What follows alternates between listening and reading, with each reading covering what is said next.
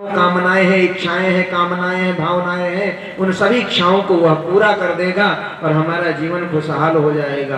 बहुत लोग कहते हैं जीवन बीत गया महाराज, बहुत पूजा पाठ करते हैं लेकिन कोई असर नहीं, बेअसर है सब। इसीलिए बेअसर है कि हमारे जीवन में पवित्रता तो आ नहीं रही है, हमारी पात्रता का विकास तो हो नहीं रहा है, हमारा पात्र तो पवित्र हो नहीं रहा है। भगवान देना चाहे तो दे किसमें?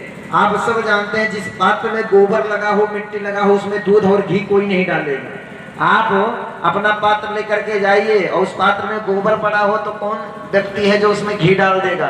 कहेगा महाराज इसमें घी डालेंगे तो घी भी बर्बाद हो जाएगा। इसलिए भगवान कहते हैं हम अपनी कृपा देंगे तो कृपा भी बर्बाद हो जाएगी। इसलिए पहले पात्र को पवित्र करो, शुद्ध करो, और जब पात्र शुद्ध पवित्र हो जाए तब हमारे पास आओ, जो चाहो सो लेकर के जाओ। वो तो देना ही चाहते हैं क्योंकि हम तो उनके राजकुमार हैं, उनके पुत्र हैं। इसलिए पात्र को पवित्र करने का एक सरल सा साधन है गायत्री मंत्र का जप।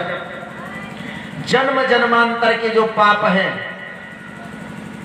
जन्म जन्मांतर की जो गंदगी है, उन सब को दूर करने की सामर्थ्य गायत्री मंत्र से है। इसलिए गायत्री मंत्र का जप अधिक से अधिक करना चाहिए। दो दृष्टांत, दो कथा हम आपको सुनाएंगे। एक कथा पहले सुनाएंगे जिसमें गायत्री मंत्र नहीं जपने से, अगर कितनी भी आराधना करो आप देवी देवताओं की, गायत्री मंत्र नहीं जपते हैं और आपका पात्र पवित्र नहीं है तो कैसे भगवान की कृपा भी बेकार चली जाती है। ये पहली कथा में आपको सुनाएंगे। दूसरी कथा में आपको सुनाएंगे कि गायत्री मंत्र जप करने वाले के व्यक्ति में भगवान की कृपा अगर थोड़ी भी मिल जाए तो कितना असर होता है जीवन में। दो कथा सुनाएंगे। बोले कि भगवान की एक गांव था और एक गांव में एक परिवार रहता था। परिवार में मात्र 3 लोग थे। ब्राह्मण का परिवार था, पंडित जी थे और 3 लोग परिवार में थे, पति पत्नी और बेटा। गांव में एक सुंदर भगवान शिव का मंदिर था, बढ़िया सुंदर शिवाला था। उसी मंदिर में वो पुजारी थे पंडित जी, बढ़िया भोले बाबा के बड़े परम भक्त थे, बड़ी सेवा करते थे। हर हर महादेव सुबह जा करके 4 बजे सुंदर मंदिर को धुलना, बढ़िया भोले बाबा को स्नान कराना, अभिषेक कराना, पूजन आरती करना, अष्टांग सेवा करते थे बढ़िया, सुबह शाम दोपहर हर टाइम। जीवन बीत गया महाराज, 60 साल की उम्र हो गई, जीवन बीत गया भोले बाबा की सेवा करते करते। लेकिन घर में वही कलह, वही अभाव, वही कष्ट। 3 लोग रहते हैं लेकिन तीनों में बोलचाल नहीं रहती। घर में अशांति है, कलह है, जीवन बीतता जा रहा है लेकिन कोई लाभ नहीं मिल रहा है।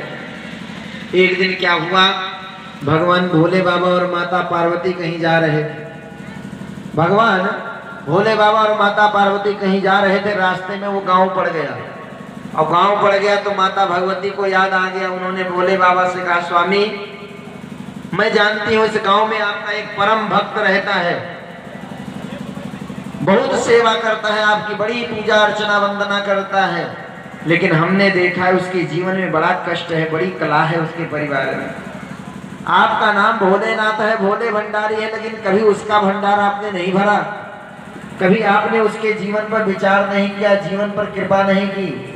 भोले बाबा ने कहा, संसार में बहुत भक्त हैं, किसका ध्यान करोगे? ऐसा करो, ये सब बवाल छोड़ो, जहां चल रही हो वहीं चलो।